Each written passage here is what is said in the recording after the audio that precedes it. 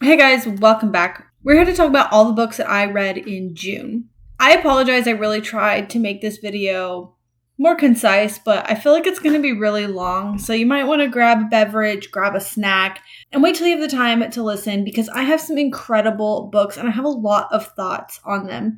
So in June, I read 17 books. I have read 105 books out of the 200 books I have planned to read this year. So I'm doing incredibly well. I forgot to put the stats of how many prompts I've read for the library reading challenge. I was going to start adding that into my wrap-ups, but I completely forgot. So it just was not in the stars this month. Anyways, let's just go ahead and jump right into this. So let's start off with Cruel Illusions by Margie Fuston. I think I'm saying her name correctly. This is about Ava and her little brother. They live with a foster family because their parents have passed away. Despite the disappearance of vampires for the last 10 years, Ava is convinced that they are still out there, and she makes it her mission to kill at least one for revenge for killing her mother. Her parents were illusionists, and Ava is as well. One night she sees this show with impossible and amazing tricks. One thing leads to another, and she's invited to compete for the place in the secret society of illusionists, magic wielders, and vampire hunters. I picked this book up because this book pops up as recommended books to read if you were looking for more books like Buffy the Vampire Slayer. According to Goodreads, it also compares this book to Caraval meets Buffy the Vampire Slayer. And I've also never read Caraval, which I'm really excited to read that series. And I'm almost thinking that after I finish Throne of Glass, I might go ahead and read Caraval, but we'll see. I did really enjoy this, and I thought it was really creative in its take on vampires and magic. While I definitely appreciate that innovation, I can't say that it was exactly my cup of tea. I don't knock off any points in my grading system of this book due to that. I just feel like I'm actually kind of disappointed. Not disappointed. I would say that I'm actually surprised that I didn't care for it that much because I just love vampire stuff. At least I thought I loved vampire stuff so much that I wouldn't care what creative ways it took on, reimagining vampires. But lo and behold, this was not my favorite. The act of doing these performances and being theatrical was very performative, and I'm just not sure that that sort of thing works for me as well. And that just seems like something, like a theme across the board in other books I've read as well. I just don't care for it that much in books, which is also incredibly personal and nothing against the book whatsoever. The main character was very well developed, and I really liked her. She has such an interesting story. The relationship dynamic she has with her foster families is very well done. I really love how she looks out for her brother and how she's going to be an adult soon and how that looks for getting custody of her brother. However, these side characters were pretty underdeveloped, I felt. The things that I didn't care for that did determine on how I rated this book, I just don't think that I'm a fan of Margie's writing style in the way that she's really repetitive and redundant in the characters' actions and feelings and conversations. And I don't know if that's something that I don't need to explain or I need to explain, but just in case, just to clear the air, what I mean by that is the character will think about something, explain what they're going to do, what motivation drove them to do that thing, and then they will do that thing on the page, and then they'll speak with other characters or have a play-by-play of it later in their thought process, even if it comes up a little bit later in their talking points again. And I just feel like in any scenario, repeating yourself 3 times is so annoying. Regarding the love interest, I really couldn't decide if I liked that. It was just really messed up, and I didn't know what to think, who to trust, waiting for some big twist, or I hated it. Retrospectively, I'm really just feeling like I hated it, and I can't actually remember anymore. I assume it was really anticlimactic and forgettable. The next book I read is by the same author, called Vampires, Hearts, and Other Dead Things by Maggie Fuston. I did read this towards the end of the month, but I figured we'd talk about it while I'm talking about the same author. This book was also selected as a theme for vampires and potential Buffy-esque vibes. And it also popped up as a book that takes place in New Orleans, which my recent trip there made me really want to seek out books that were set in New Orleans since I was going to visit there. So this book is about a Buffy fangirl whose father is dying, and she and her best friend take a trip to New Orleans and track down a vampire to save her father's life. This was quite disappointing. It did start really strong, and I immediately loved the main character and her father for their extreme love of vampires, films, movies, books, and in particular, our main character's love of Buffy the Vampire Slayer. And it wasn't just like, oh, we know that she's a fan. Like, it's woven in her personality, in the way she relates to the world. She literally says, "What would Buffy do?" in one of these scenes. And I'm just like, yes, exactly. And then there's I think there was like a quote. There was a quote, I want to say, and even some of the like Buffy lingo was kind of woven in there. And I just thought that if you're going to have a fangirl, this is how to do it in a book. You want to relate to them in that way. And I felt that I could do that. Even though I could tell that it wasn't a greatly written or constructed and potentially plotted book, it had a lot of potential to be a lot of fun anyways. But sadly, I was left with pretty negative feelings over the entire book. When the book starts, we meet the main character, her friend who lost a parent as well, and her father who's going to die. And there's a long exposition on grief about this.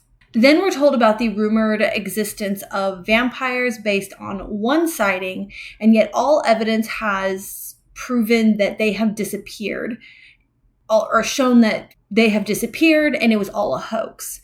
But our main character is convinced that it was real. So she sets out with her cynical best guy friend. So I think that it was quite obvious and predictable what their dynamic was going to be. You're going to have like best friends to lovers kind of romance, which I was pretty excited to see how that would play out. Like, I thought it would be kind of cute. And I didn't care that it was predictable. But then it just became completely insufferable and boring. I wanted more of the world, the setting, deeper characters, and we just get the most irritating main character. I can't even stand her voice, her dialogue, her thought process, her inner monologues, the way she jumps from one to the other, kind of, she feels like a complete and utter mess, and she drove me up the wall. Also, again, with the writing style being fairly repetitive of every damn thing, it took everything in me not to DNF this book. And a lot of that was because I was getting so close to the end, and I just really wanted to know how it was going to end, what was going to happen with them, if she got the cure, how it was executed, that kind of thing. But it was so much less about that. It was less about the fun and adventure. It was a story featuring vampires and tried for this contemplative, philosophical life or death conversation, and a lot about grief and this possible dangerous romance. And it just did not work for me at all. Like, I was wanting this super fun, like, adventure, and it just veered into its own thing. And the next one I read was The Year of the Hare by Arto. Sorry, I really do not want to butcher his name. Arto Pasolina? I'm so sorry. The Year of the Hare. As surmised from Goodreads, because honestly, I couldn't have said it any better. While out on assignment, a journalist hits a hare with his car. The small incident becomes, he decides. Okay, that was worded really weird. He decides to quit his job, leave his wife, sell his possessions, and spend a year wandering the wilds of Finland with the bunny and his boon companion. I saw this featured on BookTube, and I thought just how unique, a man and a hare. It also worked out to work for a prompt in my reading challenge as a book with the word leap or year in the title. It was also quite short at being a 5-hour audiobook. And I don't feel like I have a whole lot to say about it. It's really cute. I definitely recommend it. It's a little unhinged because, like, who would do that, how many people he comes across wondering like what is going on.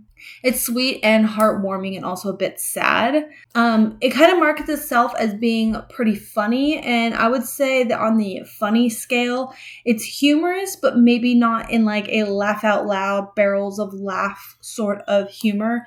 It's kind of more cheeky and subtle, and it was really good. We've been in like this heat wave for like a week now, and it is just so hot.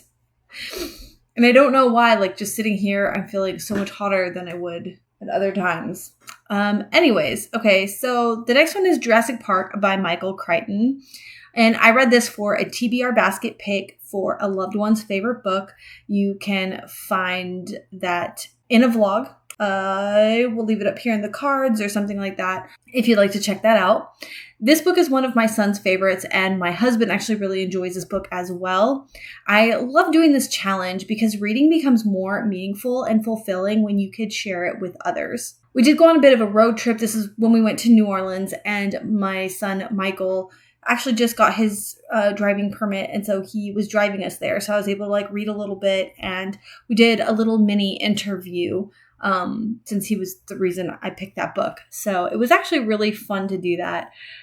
Now, I know what you're thinking, that you already know what Jurassic Park is about, but I have to disagree. You know what the movies are about, and the book, yes, follows that framework, and especially in the action scenes, but the book says so much more. Like, so much more is explained. Again, the movie is really heavy on those action scenes and storytelling of the characters. The book explains more of a different aspect. So hear me out. Jurassic Park is about this old rich guy, Mr. Hammond, and some scientists who have managed to scrape up enough DNA from dinosaurs to clone them and bring them back from extinction. And they wish to create a theme park on this island because, you know, he's invested a ton of money and he does need to kind of recoup that money. Mr. Hammond is having some shareholders and other people breathing down his neck, and with a recent unexplained animal encounter making nearby tourists and locals quite nervous. He's forced to take a team to see how safe his park is and prove that it is perfectly, completely controlled and safe environment. They've got the best of the best. They've thought of everything in order to gain trust in investors and move forward with this park. Of course, things don't go according to plan, and Malcolm, the mathematician who is a theoretical whatchamacallit, they explained it in the book. I cannot remember exactly the scientific term for it, what it's called. But yeah. Anyways, layman terms, he is an expert in chaos theory and explains why, and if you ever wanted to understand chaos theory, this is the book. And maybe you don't care and never thought much of it, and this book will change your opinion. It's really good. I loved this book, and I will absolutely be reading on in the series and reading more of Michael Crichton's books. My bad. I literally had the book sitting right here. Okay, so yeah, that's Jurassic Park. The next book is In the Forest of the Night by Amelia Atwater Rhodes. This book was written by Amelia when she was 13 years old, and I just find that so incredible because, like, my youngest is 13 years old, and that's just so impressive. I picked this book up again because I'm asking Google what to read if you like Buffy the Vampire Slayer, and this one keeps popping up. This follows a 300-year-old vampire, Risika, who lives in Massachusetts, where the author is actually from, and hunts in New York. But someone is following her. Her past comes back to torment her. This vampire is pretty much a loner. She keeps to herself for obvious reasons, but she loves tigers, and I believe she visits the zoo to see this tiger. I forgot exactly, but I do really love the detail about the character and that she has like this affinity for tigers. This isn't incredibly action-packed. There's a lot of getting to know Risika, about her life, who is following her and why. I'm interested to know how the rest of the series goes. And I do have the next book, The Demon in My View, which actually I didn't know, like, I had that book for so long and I had no idea that it was like the second in a series. And I feel like It was earlier this year. I had finally looked it up and I was like, no way. Yeah, so I've already had the second one for a really long time. This series is called Den of Shadows, and there's about 9 primary works. It looks like there's also a related series called the Kishira series that has 5 primary works, and these are really little. But I feel like, too, this is a debut. She wrote this when she was 13, and I feel like as the series goes on, she's going to get better at writing, and I'd like to see the progression in that, you know? The next one is The Hazelwood by Melissa Albert. Alice and her mom have lived on the run, moving from place to place for years, outrunning bad luck. Alice's grandmother is the author of this cult classic book of dark fairy tales and passed away on her estate called the Hazelwood. One day her mom disappears and Alice starts following these messages and clues, whatever that wind up taking her to Hazelwood, where she's been told time and time again, do not go there. So, of course, we go there. Her best friend her best friend, whose name is Finch, that's his last name, is a hinterland fanboy, and he insists on coming with her. When they discover the hinterland, the setting of the dark fairy tales, she may find the answers to where her own story went wrong. I do really love the idea of this, and I am really on the fence regarding Alice in Wonderland retellings. While this is similar, like even with her first name being Alice, it's also quite different, actually. In fact, it reminds me a lot of Fairy Tale by Stephen King.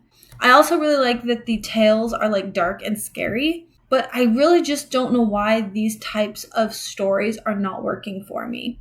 I did think there was quite an interesting plot twist, so that's a really big plus, and I don't know if you were here last month, but I read Splintered, which is like another Alice in Wonderland retelling, and it sucked.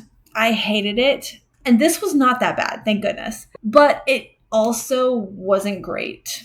And it just doesn't impress me. And it really kind of pains me. Like, this is such an incredibly beautiful book. And like, look at the inside. Like, it is gorgeous. And like, I love when books take the extra time and do like something on their chapter pages. Like, I love that. Look, here's a different chapter page. Like, there's like different graphics on the pages. So it's a little bit painful to decide to put this in the resell pile, but I just did not enjoy it. I won't reread it. It will collect dust. And every time I see it, I will just feel disappointed that it wasn't the dark fairy tales of my dreams. The next one is Shakespeare's Landlord by Charlaine Harris. I've had this on my shelf for a really long time, and I just love how small these little books are too. I loved Charlaine Harris's Sookie Stackhouse series, what I was expecting with these. I think I was expecting more something similar, maybe some sort of magical element, or I don't really know. Also, cozy mysteries. I want to get into some more cozy mysteries, and I thought this is great. Also, when I first saw that she wrote this series, it had me with Shakespeare, but unfortunately, it's nothing like Sookie Stackhouse, and it has nothing to do with Shakespeare, unless there is some sort of theme that follows a play as events play out in the story. I thought maybe that's potentially what could be going on, but if it is, it wasn't obvious to me. I didn't catch it. This follows Lily Bard. Get it? The Bard. She moves to Shakespeare, Texas, which is a small town where she works as a maid and practices karate at this gym. She's determined to stay low, so when a dead body turns up, despite her best efforts, she winds up getting drug into this investigation. This book was all right. I think the very best part was how Lily has this really cool hobby of karate, but I won't be continuing the series because I didn't care that much. Everything else just kind of bled together. The next one is Queen of Shadows by Sarah J. Maas.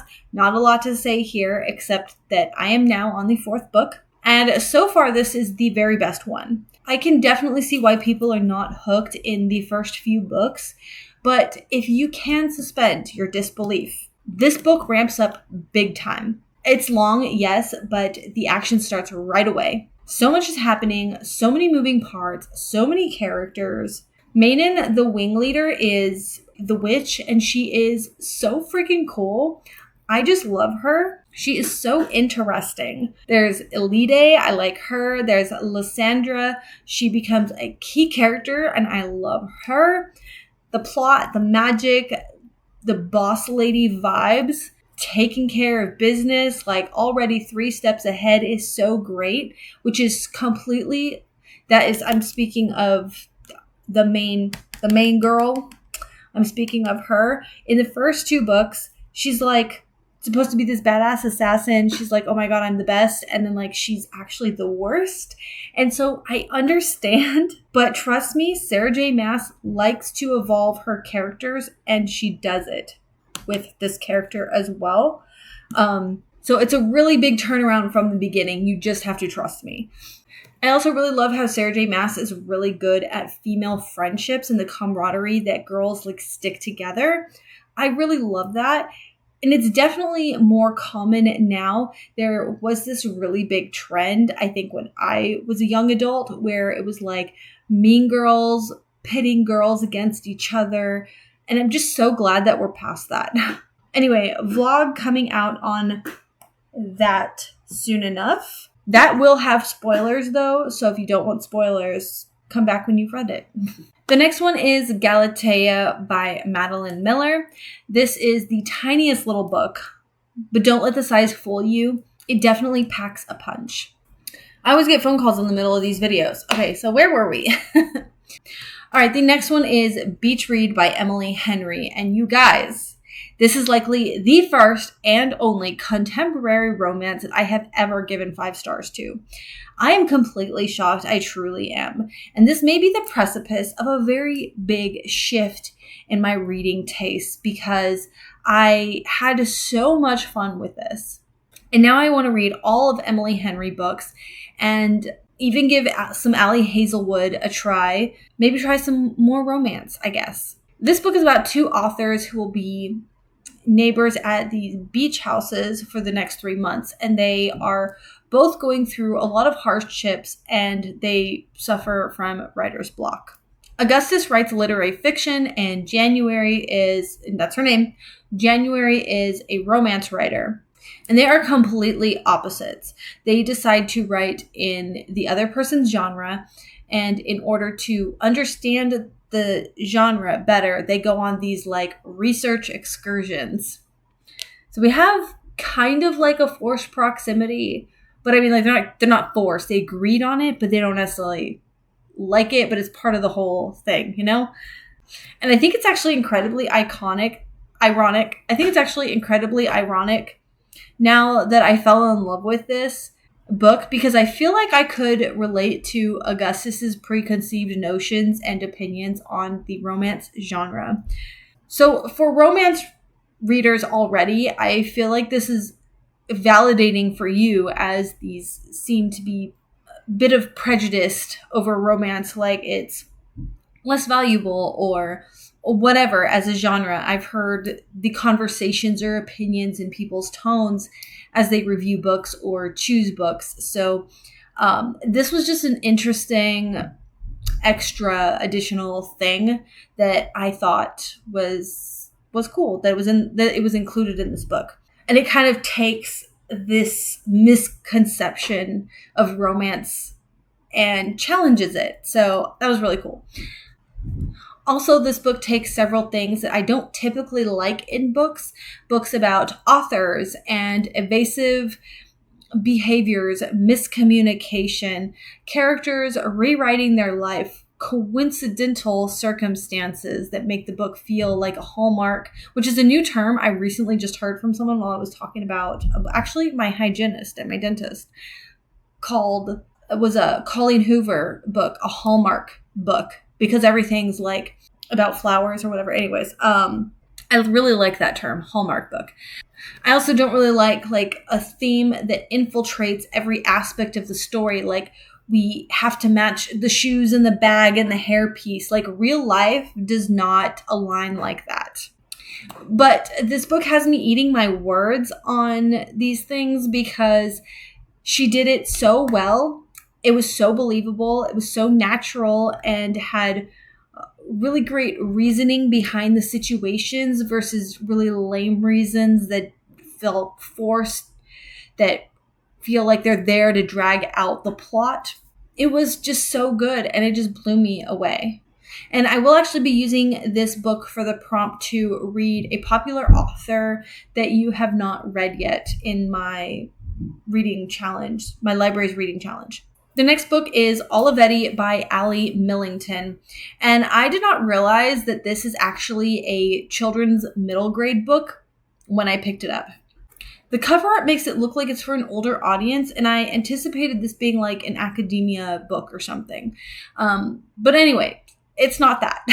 What it is it's about this typewriter who's been pawned and forgotten about as the family has upgraded to a computer. And it's about Ernest, whose mother went missing, and he ended up tracking her to this pawn shop where she had pawned the typewriter.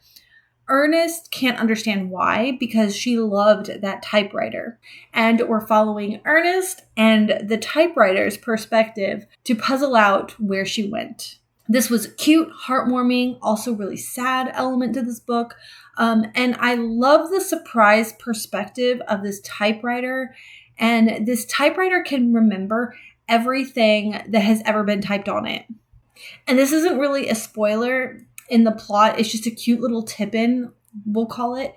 So this typewriter is talking while he's sitting on the shelf in the pawn shop. I think he's talking to like another typewriter, and they are gossiping about how absurd it is for people who love books so much because they're overhyped, because they can only tell one story, whereas a typewriter has infinite stories to tell.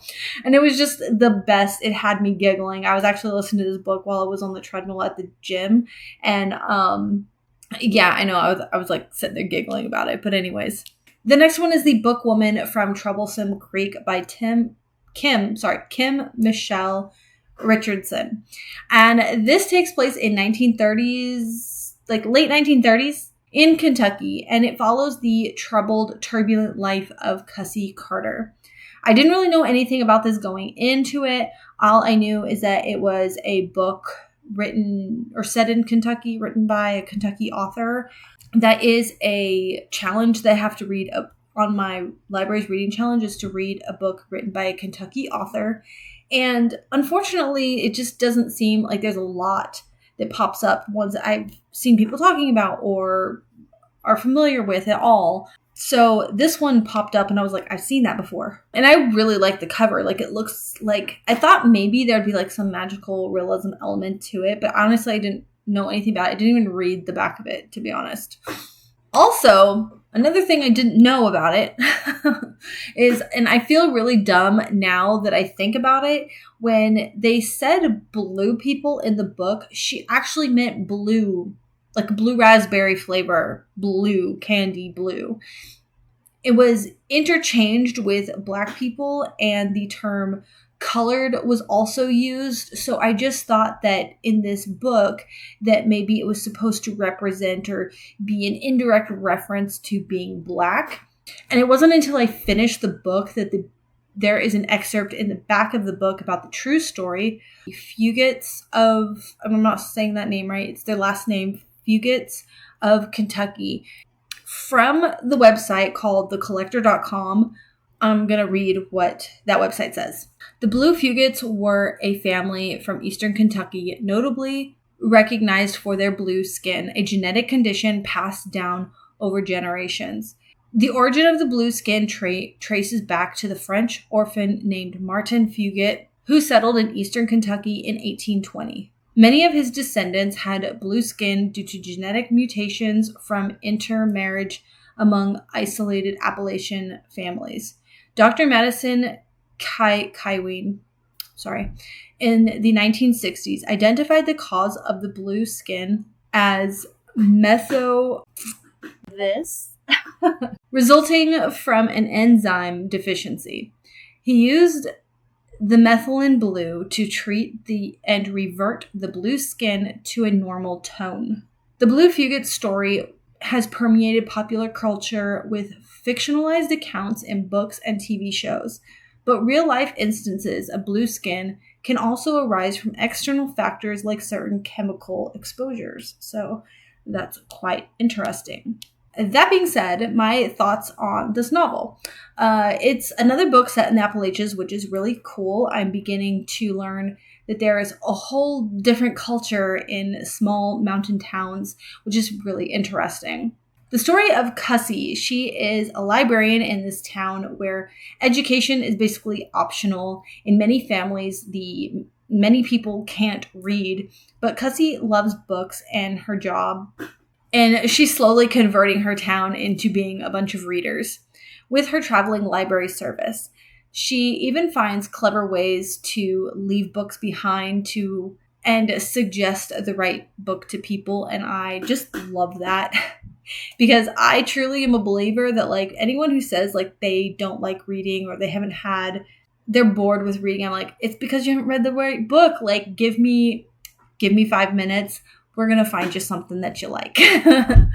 Maybe not 5 minutes. Maybe it'll take longer than 5 minutes. But like if you want to find the right book, if you want to find your gateway drug into reading, I would love to help you. I haven't found that person that wants my help yet, but yeah, except my kids. On the other hand, it's just her and her pa. He works the mines and his health is suffering. Finances are getting tighter, and he worries that she needs to marry. Well, that didn't end up panning out too well at all for her, and it's a story of many other tales of how she's treated differently because of her color. And then a doctor runs these tests and she can take a pill to make her skin regular again, but at what cost? So it's ultimately a tale of self-acceptance and self-discovery and understanding what love is, I would say. Yeah. Now, there's little talk of incest, and especially with this story, can't really not address it. And one other thing that I don't know if that's just a cultural thing or if it's common at this time and place or if it's just me, but her pa always called her daughter, like, as in like, hey daughter, what are we having for dinner? Hey daughter, how was your day? And I'm like, does she not have a name, or is it intentionally like that because she's supposed to be dehumanized somehow? Or is it a cultural thing? I don't know. It just seemed really odd to me, and it always threw me every time he addressed her. I ended up giving this like 3 stars because at the end of the day, it's like my overall feelings of it. I probably still would have given it 3 stars, but I really wonder if I had known about the blue people of Kentucky before going into this book, if it would have made the difference in my understanding or enjoyment of this book. And probably I shouldn't knock it for that because that's on me, but I'm not necessarily knocking it either. It's just, it is what it is. I'm actually really glad that I read it, so I learned something new out of it. That was really cool. The next one is Lost Lake by Sarah Addison Allen. This is another book that I have a vlog on. Actually, in this vlog, I also talk about Beach Read in that vlog a lot as well, because I read them at the same time. But this is a magical realism story about a widow and her daughter, Devon, who go to this lost lake, which is a place that Kate had spent some time at, or summer at, like 15 years prior. And she had such a great time. She's going through a lot of stuff because her husband died like a year ago, and she's called it her sleeping year, where she just was in so much grief that there's references to how she didn't properly care for her daughter. She allowed her mother-in-law to kind of come in and help her. She's been going through a lot of stuff. She's been feeling pretty lost in her life. And so she wanted to take her daughter to Lost Lake and experience that with her before their life changes and they move in with her mother-in-law. And this vacation really changes the trajectory of their lives. But this book is not just about Kate and Devon. This is about all of the characters' lives. And they all seem like they've been searching for something, or they feel a little bit lost. And this is just one place that they feel like home. But Lost Lake is not as popular as it once was. And It's a lot of work for one person who's also a widow to keep up, especially financially. And it may be the last summer that Lost Lake is around as well. And I just loved this story so much. It had me laughing and crying, and it just made me so happy. And I just became so invested in every single character.